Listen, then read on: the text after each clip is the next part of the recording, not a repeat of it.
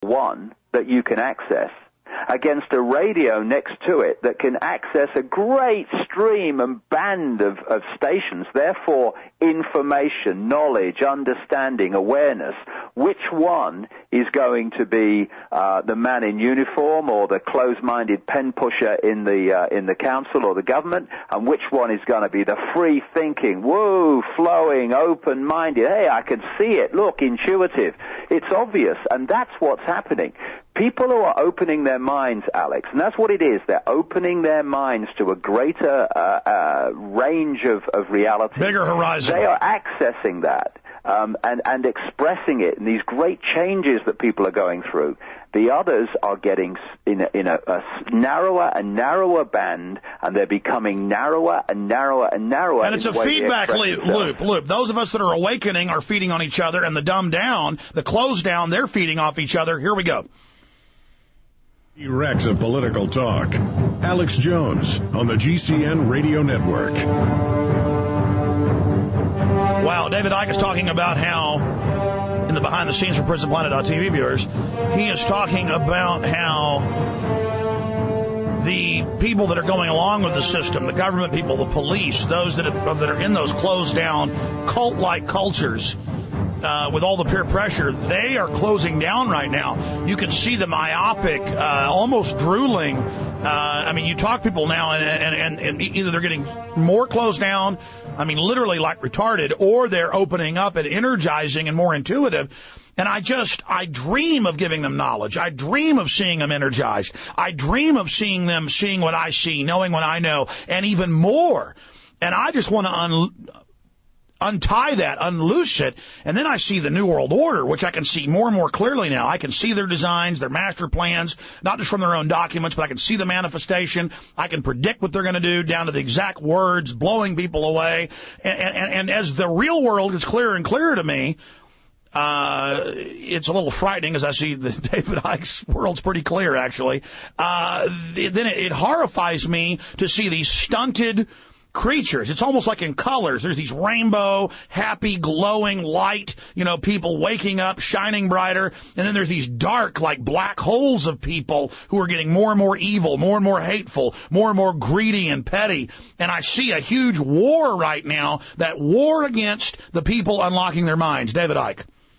Yeah, when I go back to the days nearly 20 years ago when I was just minding my own business, introducing television programs, and suddenly the top of my head blew off. And for about 3 months, which is very much remembered by people in this country, for about 3 months, if you'd asked my name, I wouldn't have been able to tell you. If you'd asked me what planet I was on, I'd have to check. But what happened in that period, it was like my mind opened so fast for whatever reason that all this knowledge that my mind and my brain did not have to decode before, suddenly it was decoding this massive amount of information that was coming into my mind. And what happened to me for about 3 months was like when you press too many keys on the computer too quick, it freezes up and it goes, can't process this, shutting down, go away. And then after about 3 months, after mass ridicule because of what had gone on, my mind morphed. It was like the computer unfroze, and suddenly I could see the same world in a completely different way. Now, David, let me ask you a question, because I don't know a lot of people that have had this similar experience. I have that, but every 6 months, every year, it might be 2 times in a week, like levels. And then the problem is the level I'm on, I can't even articulate to people, so it's very frustrating that I can't even, because it's like I'm at the Grand Canyon and on business, and I call my wife and she says, "What's it look like? Describe it." There's no describing it. It's too big. There's too much. I tell you what, mate. The biggest frustration of my life in the last 20 years has been being in that situation since that awakening. And people perceiving you as mad, as ridiculous, as far out, as dangerous, all these things. And you knew that you just couldn't explain where you were coming from fully, because you couldn't find the words to do it, because what you were knowing and what you were feeling we have simply, because we've been closed down for so long, we've not developed even the human language to express it. And what's a real joy to me now, I mean, I could start crying, to be honest, as you bring this subject up. What's a real joy to me is that more and more minds are opening we can now have a dialogue, and people can understand other people and where they're coming from and where they've been. And so there is this massive parting of the ways, if you like. And that's got the New World Order upset. I mean, I'm not seeing arrogance anymore. They are acting like they are scared to death of, like, kryptonite or something. Well, it's interesting, Alex. You know, I've been saying for years now that this panic, and that's what it is, this mad panic to bring in this Orwellian state is not even to advance their power. Yeah, they're desperate. Hold on to the power they'd already accumulated. Because I was going to say, in those early years when my mind whacked open, I knew that there was a vibrational change coming. That's why I called the first book I ever wrote on these subjects back in 1990, Truth Vibrations. There was a vibrational change coming that was going to open people up. It was going to act like a spiritual alarm clock for those who were open to it. And that this network of control, which is a fear network, they're terrified of each other, and you're quite right, they are terrified of an awakened humanity. The way they control humanity is not because they're more intelligent or more wise, but because they've put humanity by manipulation in a smaller box than they're in. We're sleeping, now, they live. I mean, that's in the movie They Live. You know, we sleep, they live. They're living. They Live, that John Carpenter movie was so accurate in so many ways about the way this system And that's works. their big joke. The general public isn't living. We're awake. We're living. We're just on the good guy's side. They're awake. They're on the dark side.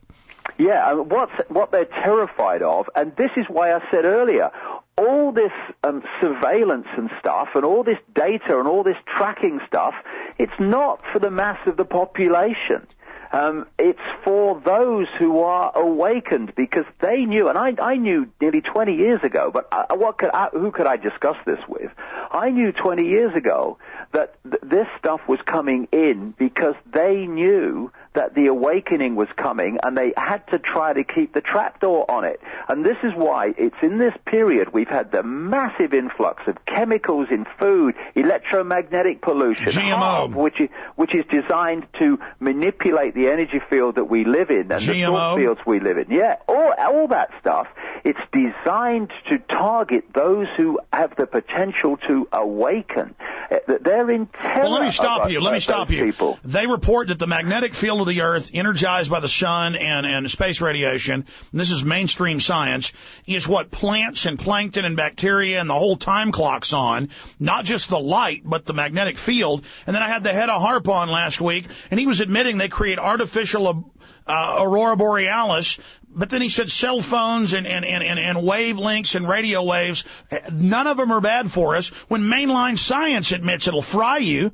I mean, it's just... the man's either an idiot or a liar. No, I mean, he's the top scientist, the head of the... Oh, jeez. But, I mean, it's a nonsense. And, I said to someone a few weeks ago, how do you affect all the fish at the same time? Answer, you affect the sea. You change the sea, you affect every fish.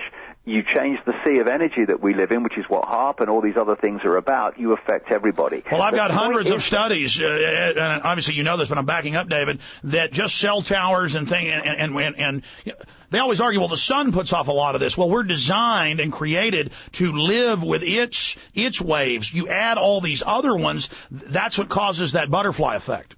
Yeah, but this is the key point. And I think, it brings into some perspective what we've been talking about with this parting of the ways.